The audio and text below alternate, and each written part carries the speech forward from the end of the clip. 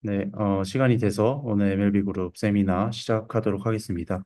오늘은 저희 연구실에서 석박 통합과정 진행 중이신 김동윤님께서 ICLR 2025에 발표된 Temporal Adaptive Interpolated Distillation for Efficient Knowledge Transfer in Language Models 논문에 대해서 발표해 주시겠습니다.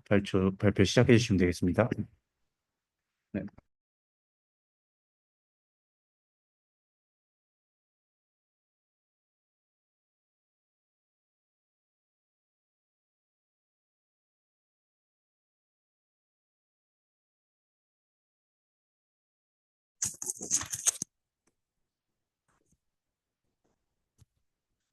네, 발표 시작하도록 하겠습니다. 네, 오늘 먼저 백그라운드와 모티베이션 대해서 간략하게 얘기를 한 후, 메서드 그리고 익스페리먼트 그리고 이 방법이 왜 잘 되는지에 따라 이제 논문에 제시된 이제 애널리시스 분석과 짧은 디스커션 순으로 진행하도록 하겠습니다.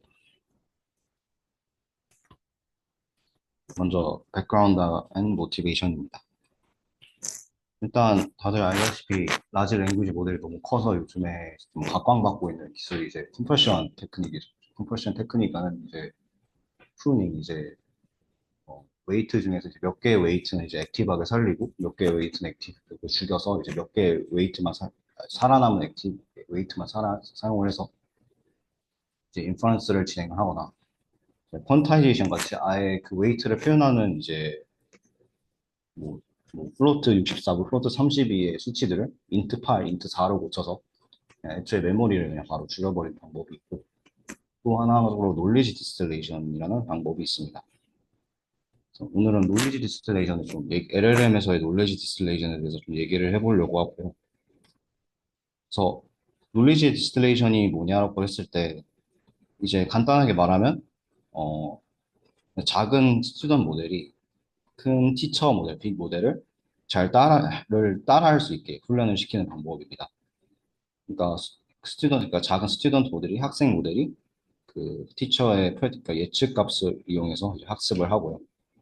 그래서 모델이 더 작음에도 불구하고 티처한테 학습을 받아서 더 똑똑하고 더 빠른 모델을 만들려고 하는 게 이제 비즈니스 목표입니다.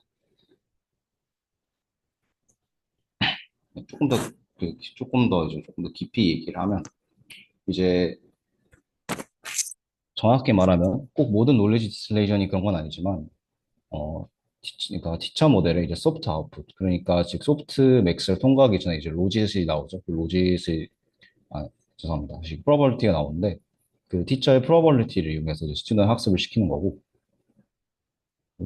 그러니까 그래서 이제 그림 예시를 보면 다음과 같습니다. 왼쪽에 트레이닝 데이터가 있고 이제 티처 모델은 이제 학습이 완료된 상태입니다. 그래서 티처 모델 훈련시키지 않고 이 이미지가 티처 모델이 지나가면 이제 프레딕션이 나오겠죠. 그리고 학습을 지금 진행 중인 스튜던 모델도 트레이닝 데이터에 대해서 이제 프레딕션을 만들 것입니다. 이때 이 프레딕션을 이용해서 어떤 다양한 방법을 취해서 이제 칼리브레이션 셋을 만든 다음에 여기 있는 놀레지를 그 티처의 놀레지를 스튜던트한테 어떤 방식으로 주입을 해서 그 원래 트루 레이블을 이용해서 스튜던트 훈련을 시키게 됩니다. 아주 구체적으로 들어가면 이제 어떤 템퍼리처 T는 1보다 큰 템퍼리처에 대해서 T는 하이퍼 파라미터고요. 여기는 PT가 이제 소프트맥스를 통과하기 전에 이제 티처 모델의 로짓의 T를 나온 다음에 소프트맥스를 취한 어떤 probability고 PS는 스튜던트의 probability입니다. 그래서 결국 스튜던트의 probability와 티처의 probability를 어떤 방식으로 재서 그거를 백프로포게이션에서 미분을 해서 업데이트 시켜야지 그 차이가 반영이 될 텐데 그것을 측정하는 방법이 이제 보통 KL 다이번스, 콜백 라이버 다이전스를 씁니다. 그래서 여기는 KL 다이번스 로스가 있고 이거를 이제 적당한 비율로 이제 리니어 텀으로 섞어서 여기서 원래 크로스 엔트로피 우리가 그냥 클래시피케이션 테스트 할 때 그 크로스 엔트로피 로스와 여기 KL 다이번스 로스 합쳐서 새로운 로스를 구성해서 이 로스를 스튜던트 모델한테 백프로포게이션에서 학습을 하는 것을 의미합니다. 이걸 하자면 그냥 티처의 프로버빌리티를 이용해서 잘 드러나지 않는 이제 다크 놀리지를 스student한테 이제 준다. 그래서 KL 다이버전스에 대한 이제 간단한 설명이고요. 이제 다음과 같이 KL 다이버전스를 설명할 수 있고, 이렇게 성질에 대해서 이제 KL 다이버전스가 무조건 양수이고, P하고 Q가 갔을 땐 0이고, 그리고 보시면 알겠지만 이게 KL 다이버전스가 디스턴스가 아닌 게, 디스턴스의 경우 X하고 Y가 DXY에 대해서 DYX랑 같아야 되는데, 이 P하고 Q의 위치가 바뀌면 KL 다이버전스는 Q하고 P의 위치가 달라집니다. 그래서 간단하게 얘기하면, 밑에 같이, Q를 사용해서 P를 어퍼먹스 했을 때 이제 잃어버리게 되는 정보량을 그 시멘틱한 의미가 다음과 같이 있거든요. 그래서 사실 그래서 놀리지 디스틸레이션이 그 이미지 클래시피케이션에서는 굉장히 좋은 성능을 보이고 있고 거의 사실 거의 해결된 문제라고 보이고 있는데 근데 문제점이 디스틸레이션을 LLM에 적용했을 때 좀 문제가 있습니다. 이게 왜 문제가 있냐면 특히 요즘 더 부각된 문제인데 이제 우리가 이제 흉내내고자 하는 티처 모델이 너무 표현력이 강하기 때문에 스튜던트 모델과 티처 모델의 갭이 커집니다.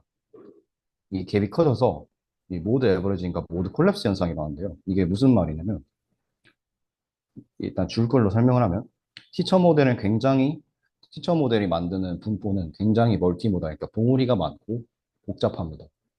근데 스튜던트 모델은 그렇지 못합니다. 스튜던트 모델이 만드는 분포는 봉우리가 여러 개 없고 풍계 분포는 별로 없고 그걸 이제 리미트 캐패시티라고 하는데 이 봉우리를 이제 KDL 다이버스 봤을 때 어, 문제가 생깁니다. 다음과 같은 경우인데요. 네, 파란색을 보시면 이게 보드가 3개 있습니다. 이거를 티처가 프로듀스하는 일단 분포라고 봤을 때라고 하고 스튜던트는 아주 간단한 모델이어서 봉우리가 하나인 가우시안을 프로듀스할 수 있다고 가정을 하겠습니다. 그러면 KL 다이버스를 위해서 이제 로스를 구하면 이제 두 가지의 문제점이 생길 수 있는데요. 첫 번째로 모드 에버리징 현상이 일어납니다. 그러니까 스튜던트 모델이 티처 모델을 최대한 어떻게든 KL 다이버스 만족시키려다 보니까 이 분포가 넓게 퍼져서 불확실성이 굉장히 커집니다. 네. 그래서 오히려 성능 저하가 일어날 때가 있고 두 번째로 모드 콜랩스라고 해서 애초에 그냥 범위를 넓혀서 맞추는 게 아니라 티처 모델에서 한 모델에 집중해서 이 티처 모델의 한 모델에 집중해서 쓰는 모델을 형성합니다. 그럼 이제 사실 아주 뭐 실제 그럼 이 사실 실제 티처 모델이 그 우리가 배우고자 하고 하는 이제 인간의 LLM을 따지면 인간 언어의 그 고든 그러니까 실제 분포를 잘 따라하고 있을 텐데 지금 부분적으로 따라하고 있죠. 그래서 이것에 문제가 생깁니다. 즉 LLM에서 디스틸레이션 할 때 중요한 것은 이 모드 에버리지인가 모드 콜랩스 사이에 그 중간에 어떤 그냥 아이디랑 분포를 어떤 분포를 찾아야 된다는 건데 그러면은 이런 문제점을 알고 있을 때 이 문제점을 극복하기에 기존에 노력이 없었나? 그건 또 아닙니다. 벌써 5개 주요 대표적인 방법이 있는데 첫 번째로 이제 리버스 스케일 다이버전스가 있고 TBD에서 토탈 베리언스 디스턴스, 젠센 샤넌 다이버전스, 그리고 스크류 케일 다이버전스, 그리고 뭐 컨트롤 템퍼처 파라미터 등 이제 다양한 기법들이 개발되어 있습니다. 먼저 이제 리버스 스케일 다이버전스 때 말씀드릴 텐데 단순하게 P와 Q의 순서를 바꿔서 옵티마이즈 하는 겁니다. 그래서 이 리버스 다이버전스를 왜 쓰게 됐냐면 이거는 아까 전에 앞서 말씀드렸던 이제 모드 에버리징을 막기 위한 건데요. 이제 리버스 스케일 다이버전스 썼을 때는 이제 Q가 모드를 찾습니다. 이렇게 넓게 퍼지는 게 아니라. 근데 그 말은 단적으로 말하면 너무 리버스 다이버전스를 심하게 사용하면 이제 모드 에버리징이 일어나겠죠. 그래서 왜 모드 에버리징이 일어나고 모드 그 콜랩스가 일어나냐면 이제 다음과 같이 간단한 수학적 예시로 설명할 수 있는데요. 먼저 이제 PX라는 분포가 있고 여기 있는 이거를 디락 델타 함수라고 그러는데 디락 델타 함수 x1하고 x2가 있고 이제 우리가 따라하고 싶은 PX 그러니까 티처 분포라고 하고 QX를 이제 스튜던트 분포라고 하겠습니다. 이게 P하고 Q가 표현할 수 있는 이제 표현력이 비슷해서 사실 그냥 케이블 달번스를 하면 이제 바로 이게 맞춰지는 현상이 일어나는데 일단은 그냥 보이겠습니다. 그냥 forward KL 다이버전스니까 그냥 우리가 통상하는 이제 KL PQ를 쓰면은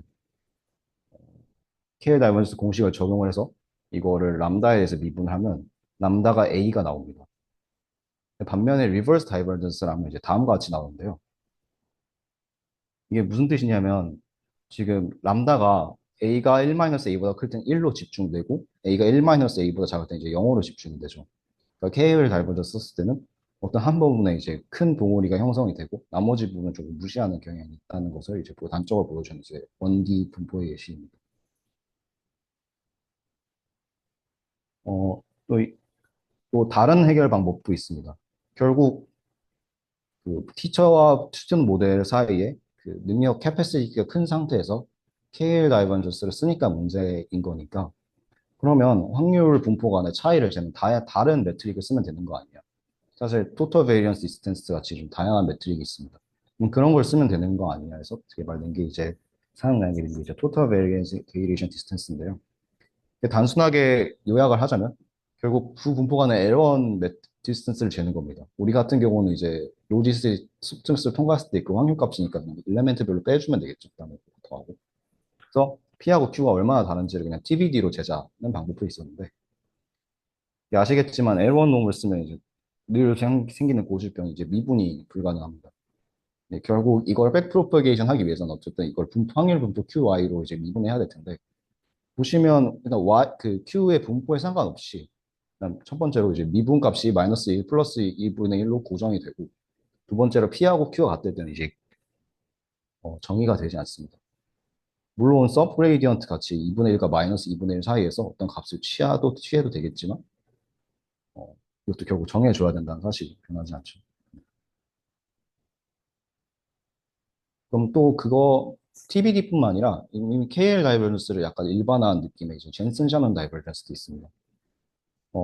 보시면 두 가지 KL 다이버전스가 섞여져 있는데 여기 MA, P 더하기 Q가 들어가 있죠. 그래서 아까 전에 KL 다이버전스는 P하고 Q의 위치가 바뀌면은 그 값이 바뀌었는데 요 젠슨 샤넌 다이버전스는 P하고 Q의 위치가 바뀌어도 그 값이 같습니다. 시메트릭하고 KL 다이버전스 스무드하는 버전의 스무스하고 그리고 또 좋은 게 이제 그 샤넌 다이버전스는 이제 어느 틈에 늘 바운드 되기 때문에 내추럴 로가리즘을 썼을 때는 그래서 또 이 라운드 대안 방법이 있지 않나 라고 생각을 할 수 있는데 일단 이게 바운드 됐다는 것 자체가 아무리 차이가 크더라도 그레이디언트가 그렇게 크지 않음을 의미합니다. 그러니까 처음에는 좀 크게 움직여야 되는데 이 큰 미스매치를 이제 느리게 맞춰서 수렴이 느리고요. 그리고 결국 아까 저 M을 2 더하고 2분의 1 더하기 P 더하기 Q로 믹스처를 했는데 결국 이거에 대한 또 이벨루에이션을 해야 되고 그리고 이거에 대한 로스를 또 백프로피케이션 해주기 때문에 또 추가적인 이제 컴퓨테이션 커스트가 생깁니다. 그래서 사실 좀 노레지 디스틸레이션 할 때 크게 주로 쓰고 있는 방법, 그러니까 많이 각광받고 있는 방법이긴 하지만 현업에서는 크게 사용하지 않는 것으로 보이고 그럼 이제 다음 방법으로 이제 컨트롤 템퍼리처 파라미터가 템퍼리처를 조절해주는 방법이 있습니다. 그래서 갑자기 템퍼리처를 말하면 기억이 안 나실 수가 있는데 아까 전에 템퍼리처 얘기할 때 이제 그러니까 노리지 디스틸레이션 할 때 이 템퍼리처 T에 대해서 얘기할 텐데 요거를 조정하는 걸 말합니다. T를 이제 잘 그 훈련이 진행에 따라 스케줄링 해주는다는 건데, 그래서 이 T가 도대체 무슨 상관이냐라고 하는데, 이 가운데 보시면 T가 1일 때 그냥 통상적인 크로스 엔트로피 로스를 의미합니다. 이제 크로스 엔트로피 로스가 아니라 이제 그 소프트 맥스를 통과했을 때 확률을 의미합니다. 이때 T가 작아지면 0으로 집중되는 모습을 볼 수 있죠. 그러니까 어떤 큰 하나의 모드가 생기는 걸 발견할 수 있고, T가 작아지면 이 균포가 되게 좀 균등해지는 모습을 관찰할 수 있습니다. 즉, T를 느리고 줄이고 이용해서 이제 그 분포를 변화를 시켜서 수준 모델에게 가장 훈련에 적합한 어떤 분포를 제시를 하겠다라는 생각이 이미 있었습니다. 그래서 결론적으로 좀 T를 잘 조정해서 아, 태스크 디피커티를 점점점 어렵게 처음에는 좀 쉬운 티처의 피처들을 배운 다음에 점점 어렵게 하면 되는 거 아닌가 이런 식으로 발전된 아이디어인데 이게 문제점이 있습니다. 이게 아까 전에도 얘기 드렸는데 이 놀리지 디스틸레이션이 주로 뭐 주로는 아니지만 주로 평가하는 되는 데이터가 이제 평가하는 벤치마크가 이미지 클래시피케이션인데 이런 이미지 클래시피케이션으로 이용된 개발된 방법과 랭귀지 모델에 사용되는 방법이 이제 차이점이 있습니다. 결국 어쨌든 크로스 엔트로피 로스를 이제 결국 KL 다이버넌스 로스를 보는데 이미지 클래시피케이션 같은 경우는 이제 결국 이미지의 클래스들이죠. 끽해봐야 이제 이미지넷 같은 경우도 클래스가 1000개인가요? 네, 1000개 정도의 분포를 갖고 있는데 LLM은 아니죠. LLM은 더 큰 그러니까 로지 공간이 더 크고 보시면 보시면 왼쪽 그림을 보시면 엔트로피는 그 분포 간의 확률 분포 간의 엔트로피는 큰데 그 값들 자체가 굉장히 작습니다. 그래서 이런 상황에서 잘 적용이 되지 않는 문제가 있습니다. 마지막으로 이제 스쿠케일 다이버전스가 있는데 이게 어떤 방법이냐면 이제 티처 모델을 잘 맞춰 나갈 때 티처 모델의 분포를 약간 수전 모델 분포에 이제 리니어하게 섞어서 이제 인터메디에 어떤 분포를 만들어서 그 모델을 학습을 시킵니다. 잘 보시면 이제 그, 람다가 1일 때는 정확히 R이 P고 람다가 0일 때는 이제 정확히 Q가 되죠. 그래서 이 람다를 이용해서 잘 섞어서 R을 만든 다음에 이제 K를 분수를 구하는데 이것도 장점이 있습니다. 먼저 일단 디스레이션 러스의 레귤러라이제이션 텀을 걸어주는 거기도 하고 그리고 평가하는 인터미디ate 러스 이제 티처 러스를 통해서 그 잔차만큼만 이제 스튜던트가 학습할 수 있게 하는 효과를 두는 거죠. 근데 이 방법도 단점이 있는 게 일단 람다가 해당 논문에서는 이제 람다 고정돼 있었고 그리고 사실 보시면은 이제 우리가 학습하고자 하는 이 P 디스트리뷰션, 그러니까 티처의 디스트리뷰션 늘 고정돼 있는 값이기 때문에 그 갭이 아직도 계속 존재하게 됩니다. 그래서 결국 이 논문에서 모티베이션을 가진 건 KL 다이버넌스를 그대로 사용할 수 있으면서 모드 콜랩스과 모드 에버리징 사이를 잘 밸런스 했으면서 LLM에 활용할 수 있는 좋은 방법이 없을까를 고민하다가 이제 나온 방법이고요. 또 이제 메서드 얘기를 하면 사실 메서드는 굉장히 간단합니다.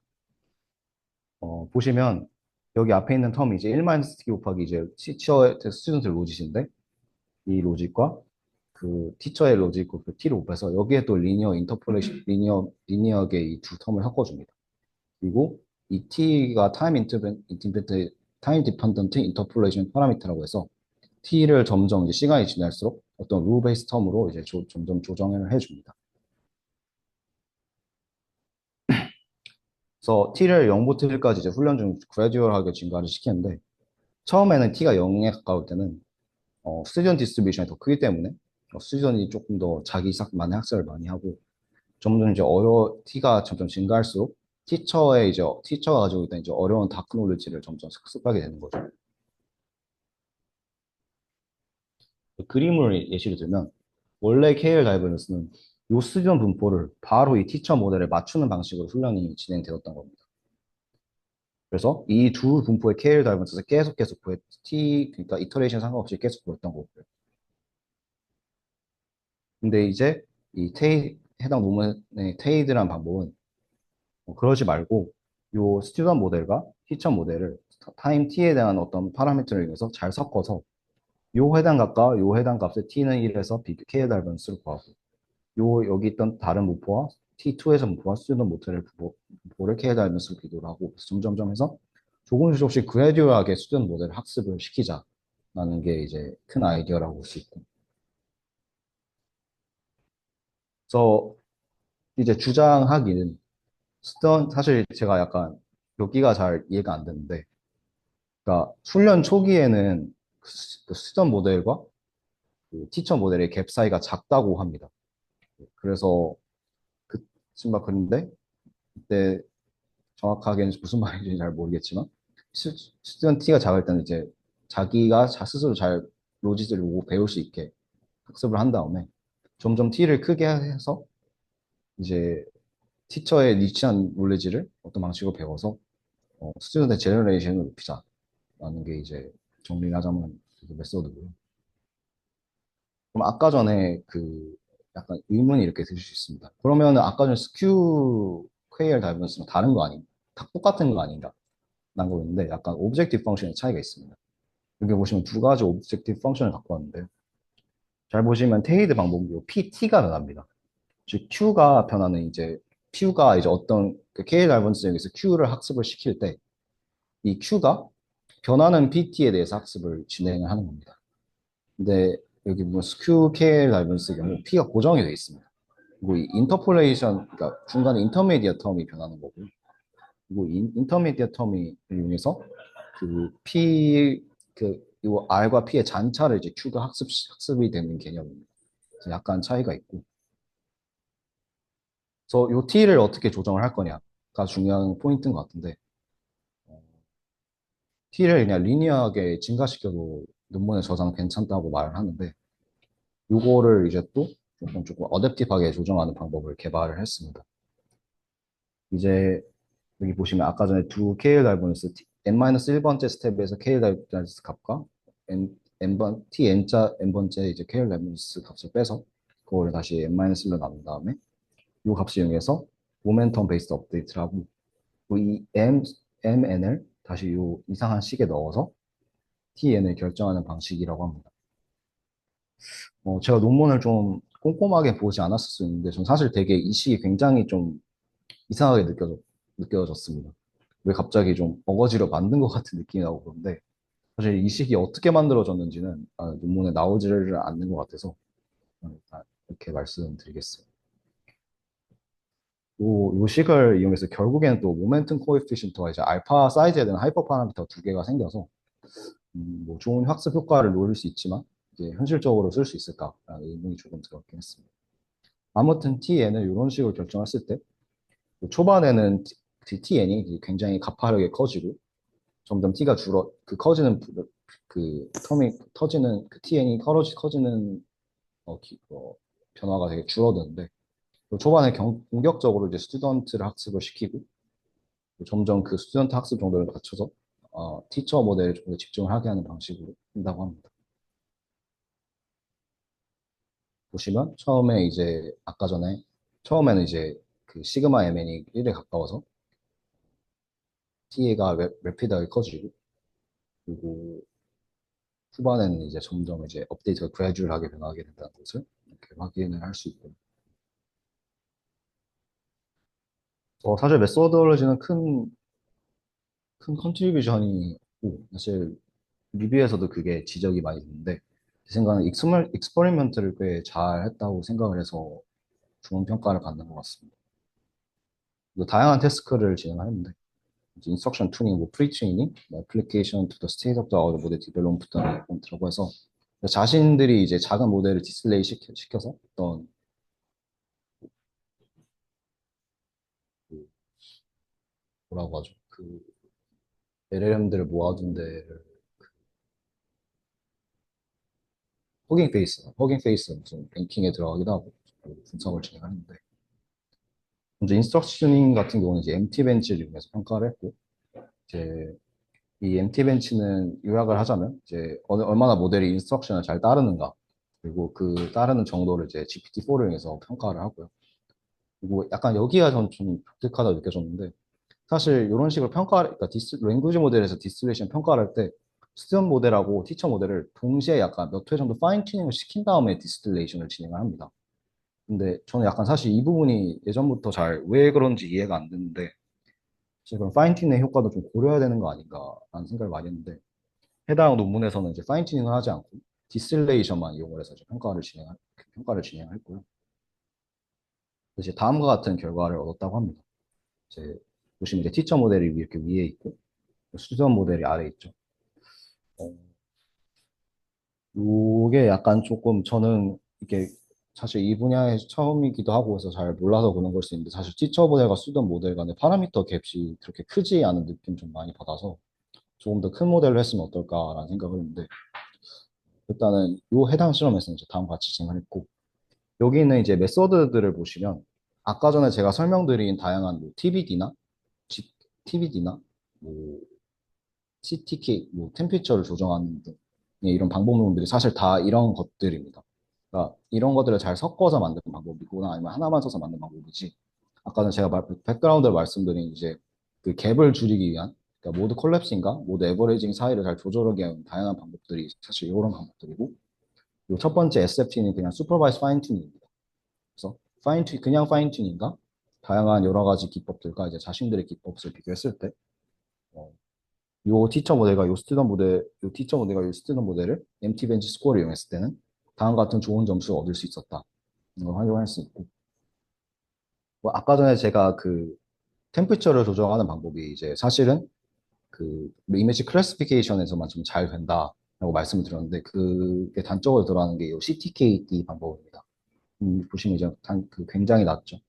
그래서 LLM에는 좀 적합하지 않은 방법이 여기 좀 드러나는 거 아닌가 생각을 하고 있고요.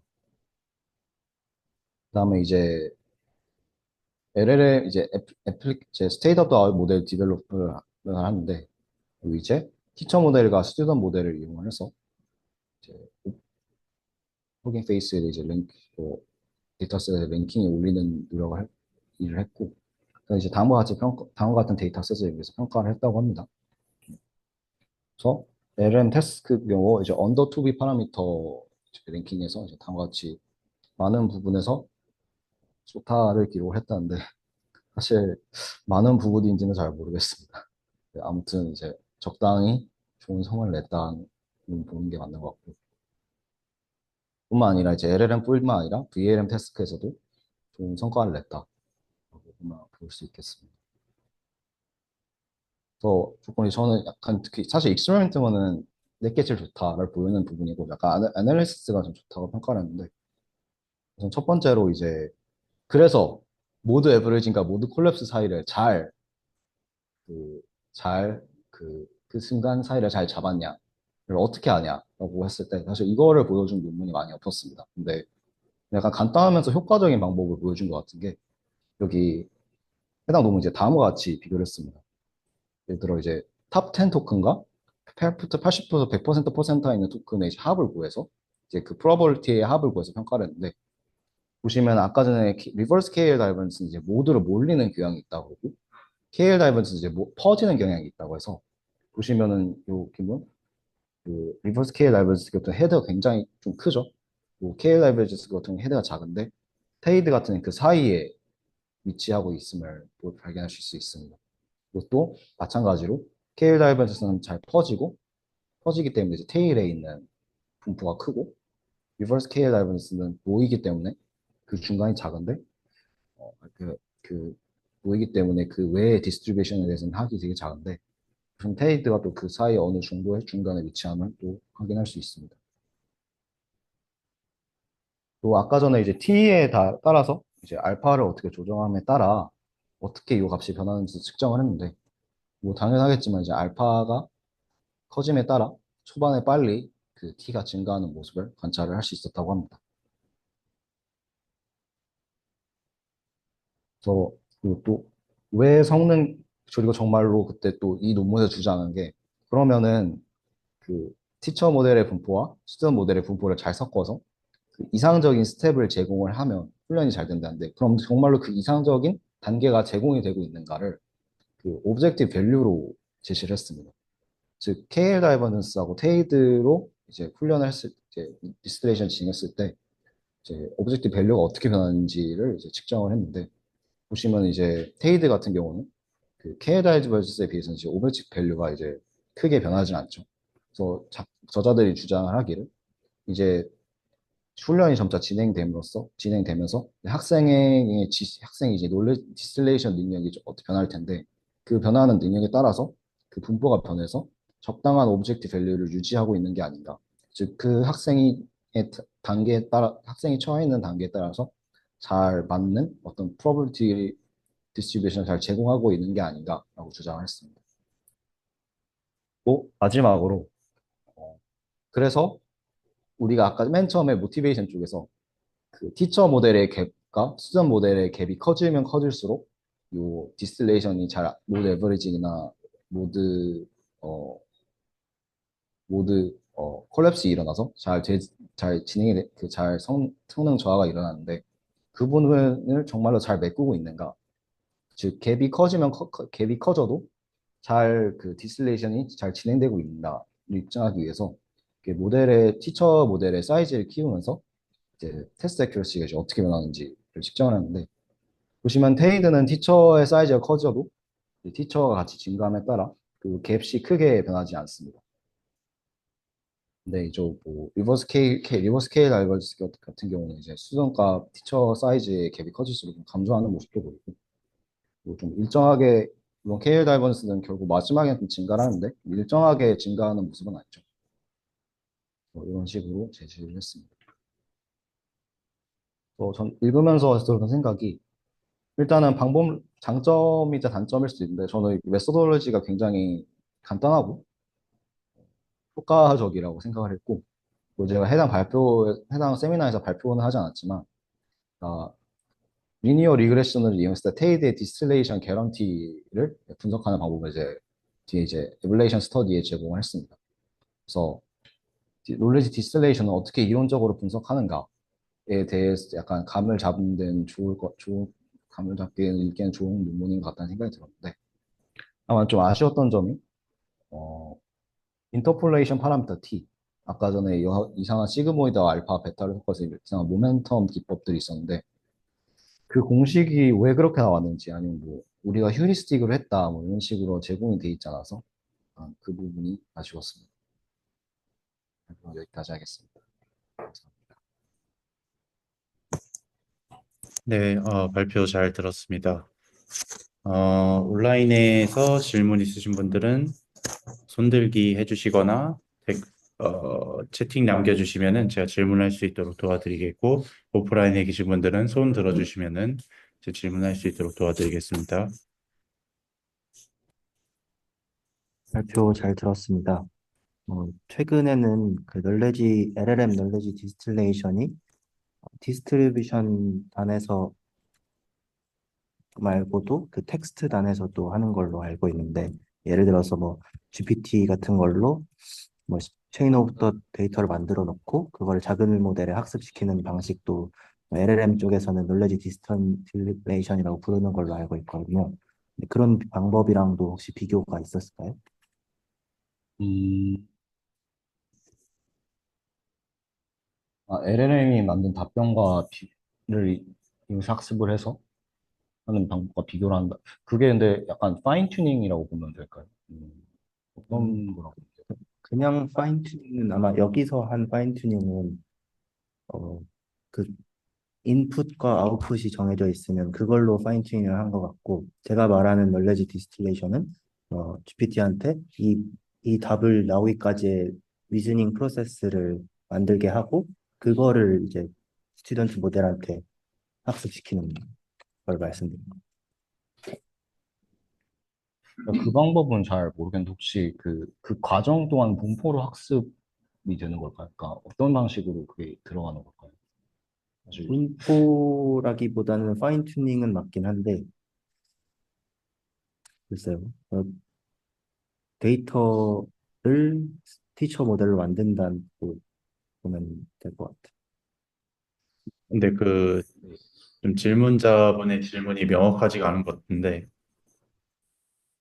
좀 질문을 제가 다시 역으로 좀 해보면, 그러니까 어차피 인풋은 정해져 있는 거잖아요. 그 과정에서도 인풋은 정해져 있고, 그 인풋을 가지고 티처 모델에 이제 아웃풋을 생성을 하면 그 인풋과 아웃풋의 페어를 스튜던트 모델한테 가르치는 거잖아요. 맞나요? 네, 그게 방법이라고 합니다. 근데 어차피 지금 이 논문도 어떤 인풋을 넣어야 아웃풋이 나오는 거니까 그 동일한 과정이라고 봐도 되는 거 아닌가요? 그러니까 단지 그 과정에서 이제 아웃풋의 그러니까 토큰들의 디스트리뷰션을 학습을 할 때 이제 여기서는 스텝별로 그 얼마나 따라갈 건지를 정해주는 거죠. 네, 그러니까 큰 맥락의 과정은 저는 비슷하다고 생각되는데 맞을까요? 그러니까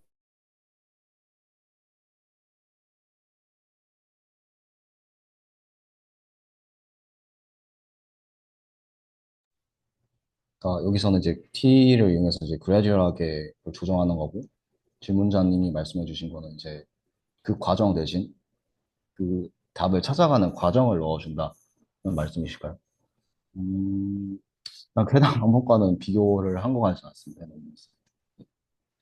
네. 이게 디스틸레이션이 지금 제가 말씀드린 건 이제 마지막 단에 이제 로직과 이제 소프트맥스만에서 비교를 하는 것만 제시를 했는데, 그래서 디스틸레이션에는 다양한 디스틸레이션이 있습니다. 단적으로 말해서 이제 피처 간의 피처 간의 이제 피처 디스틸레이션 같은 것도 있고 해서 어, 이것만 저는 있다고 하기엔 좀 말씀드리긴 어려운데 그런 방법도 있지 않을까 좀 생각을 합니다.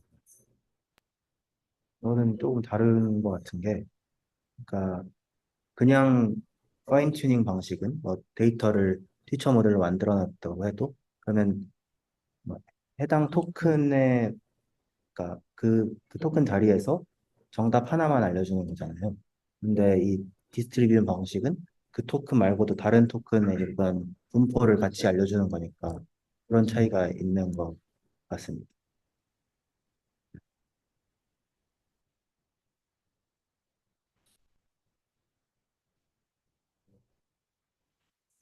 토큰 자체가 근데 분포가 들어가는 근데 이제 뭐 그 지금 질문자분이 말씀하신 거는 그러니까 원하수로 만들어서 주는 거고 여기서는 probability의 디스트리뷰션 자체를 학습하는 거니까 조금 차이가 있는 거는 맞는 것 같아요. 그 원화수로 두는 건가요? 왜냐하면 토큰으로 세이브를 하는 거니까. 네. 그러면 차이가 좀 있을 것 같습니다.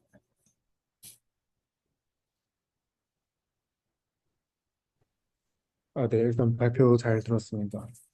제가 논리 디스틸레이션에 관한 지식이 조금 약해서 그런데 혹시 그 8페이지에서 어쨌든 이제 논리 디스트리뷰션 해당 PPT였는데 마지막에 티처 모델에서 이제 프레딕션을 이제 캘리브레이션을 하는데 이거를 어떻게 하는 건지 혹시 예시 하나 정도만 들어주실 수 있는지, 그리고 이게 왜 하는 건지를 잘 모르겠어. 그냥 프리딕션과 프리딕션을 뭔가 비교해도 될 것 같은데 뭔가 캘리브레이션을 한다는 것 자체가 어떤 과정인지가 네, 궁금해서 질문 하나 드리고 싶습니다.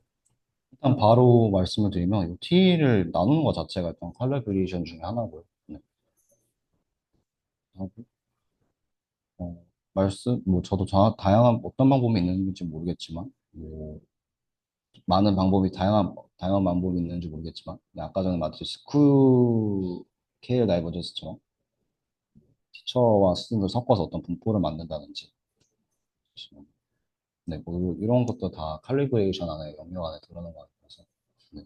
그러면 이제 그러니까 이렇게 뭐 케일 다이버전스를 저렇게 다양하게 융합해가지고 만드는 것 자체가 네. 캘리브레이션이라는 예, 말씀이신가요? 어떤 방식으로 뭔가 분포를 학습할 수 있게 만든다. 그 과정을 대략적으로 이렇게 이해하면 될 것 같습니다. 네, 감사합니다. 그리고 그 43페이지에 이제 평가 지표 이렇게 나온 게 있었는데 이제 MT 벤치 스코어가 네, 이제 이게 평가 지표 같은데 뭐 이게 제가 이게 어떻게 산출되는 건지 모르겠어가지고 뭐 선생님의 답을 잘 흉내내면 스코어가 높은 건지 뭐 어떤 기준으로 뭐 스코어가 높은 게 좋은 건지 이거를 좀 여쭤보고 싶었습니다. 평가는 일단 GPT-4가 하고 똑같이 이제 똑같이 스튜던트 모델이 만드는 답으로 평가를 하게 됩니다. 다만 여기서 말하는 거는 이제 디스틸레이션을 진행했을 때 이제 더 결과가 좋아진다를 표현을 한 거고 이제 티처를 더 잘 따라하는 게 아니라 이제 인스트럭션 팔로잉 에빌리티를 평가를 한다. 그 답변, 그 모델의 고 그리고 그거를 GPT-4를 이용해서 평가를 한다라고 알고 계시면 될 것 같습니다. 그럼 그냥 GPT-4가 저런 숫자를 뭐 이렇게 스코어링을 하는 건가요? 예, 맞습니다. 네, 감사합니다.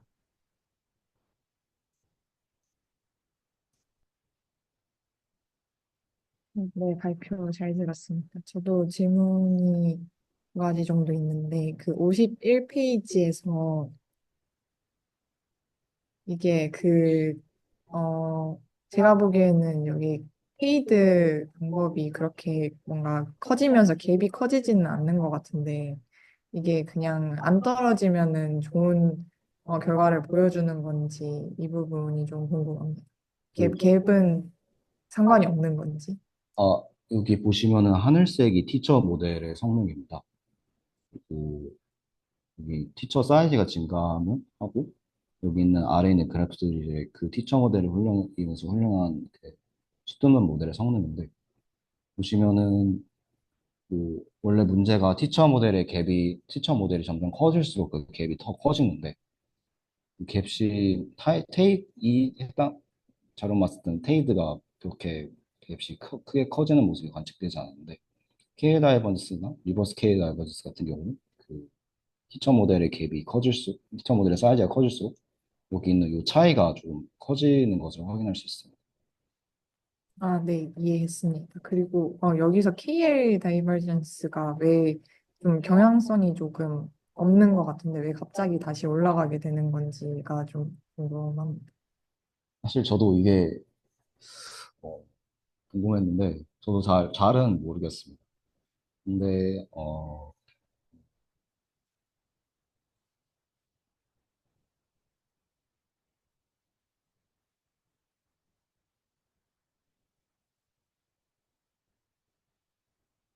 사실 잘 모르겠네요. 네,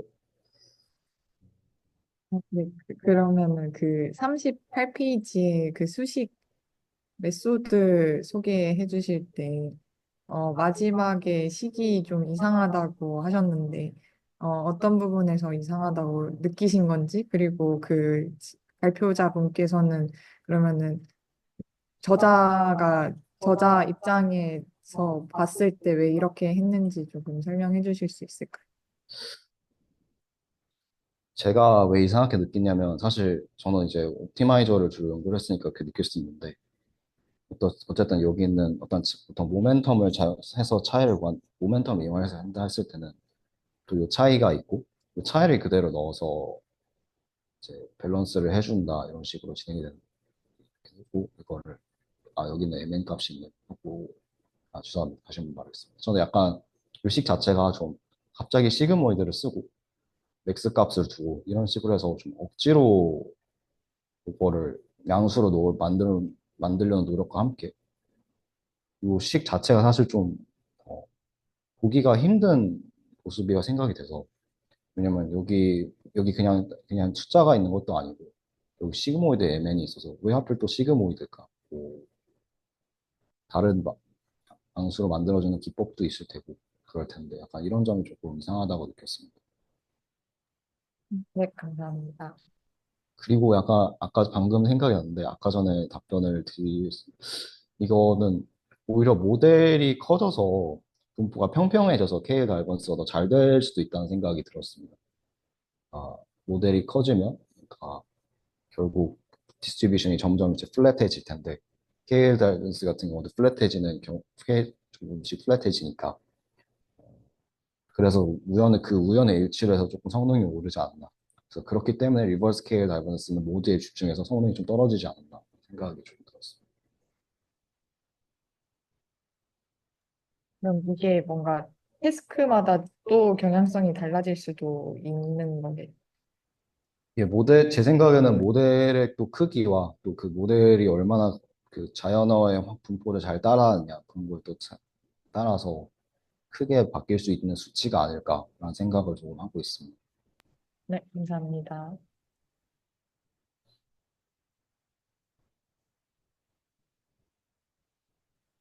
발표 잘 들었습니다. 그 T 리니어 관련된 질문이 있는데요. 그 T 리니어 식이 T 스타트라고 하는 이제 시대각 변수랑 T 엔드라고 하는 또 다른 하이퍼 파라미터 두 개의 웨이티드 썸 형태로 구성이 되어 있는데 따로 논문에서는 이 T 스타트를 어떻게 정하는지에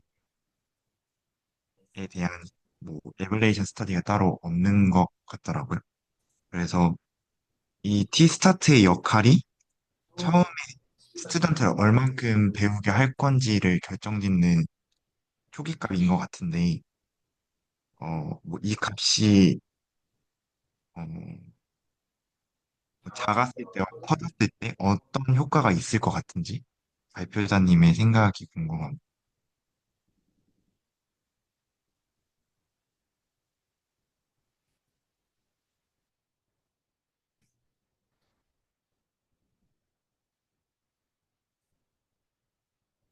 실험에는 잘 안 나와서 제가 크게 막 학원을 할 수는 없을 것 같고, 뭐, T의 시작에 따라 좀 차이가 미나일 것 같은데, 크미, 어, 여기서 49쪽에서 봤듯이 이제 알파 크면은 이제 T가 빨리 증가하는 모습을 보이는데, 이 T가 빨리 증가하면, 어, 처음에 노리지 트랜스퍼가 좀 어그레시브하게 일어난다고 나와 있는데, 그것처럼 초기 T가 크면은 똑같이 조금 더 어그레시브한 놀리지 트랜스퍼가 일어나지 않을까 생각하고 있습니다. 근데 다만, 보통 아주 막 극단적으로 T 스타트 값을 줄 것 같진 않아서, 그래서 과연 그 효과가 얼마나 클까는 T를 갑자기 뭐 0.9 이런 식으로 주면 크겠지만은 T가 좀 작은 범위에서는 좀 비슷하게 나타나지 않을까라고 추측이 됩니다. 답변 감사합니다. 추가로 질문이 하나 있는데요. 여기 그래프 보면은 알파가 5, 3일 때 이렇게 세츄레이션 되는 경향성이 있는 것 같은데 그러면은 그냥 학습을 좀 빨리 끝낼 수 있는 의미로 받아들이면 되는 건가요?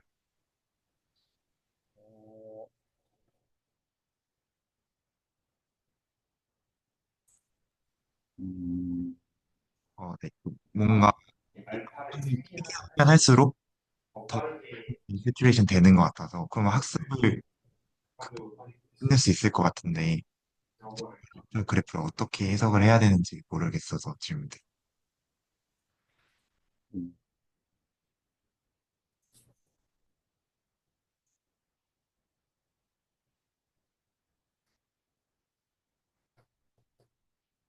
이게 제 생각에는 이게 정확하진 않지만 이게 결국 이제 알파가 크면 이 그래프에서 보자하는 건 이제 알파가 크면은 이제 어그레시브하게 놀래지 디스플레이션이 빨리 일어난다라는 주장하는 건데 보시면 이제 알파가 크면 T가 빨리 커지는데 우리가 목표를 하고자 하는 게 이 스튜던트가 잘 배울 수 있는 어떤 분포를 T를 이용해서 만드는 건데 그게 또 너무 커지면은 갑자기 그 캐패시티 갭 차이가 너무 커져서 오히려 학습이 더 안 될 수도 있지 않을까 라는 생각을 지금 막 들었습니다.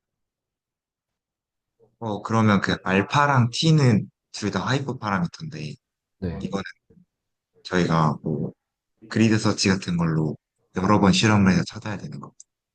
네 맞습니다. 그래서 알파는 이제 하이퍼 파라미터 찾아야 되고 예, 찾아야 돼.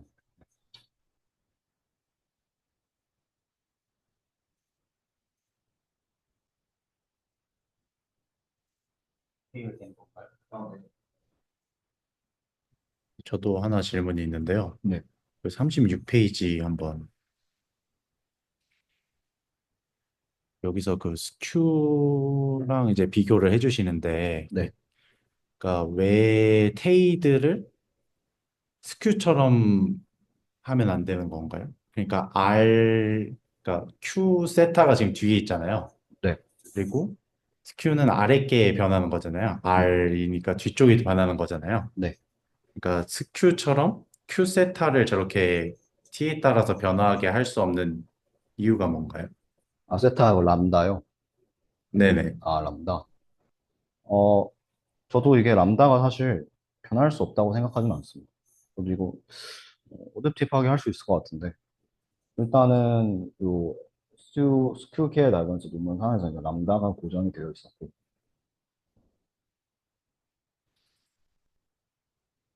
약간 좀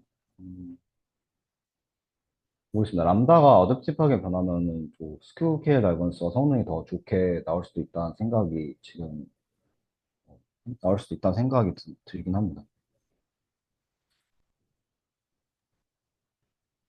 네, 알겠습니다. 또 추가 질문 있을까요? 네, 없으면 오늘 세미나는 여기서 마무리하도록 하겠습니다. 감사합니다.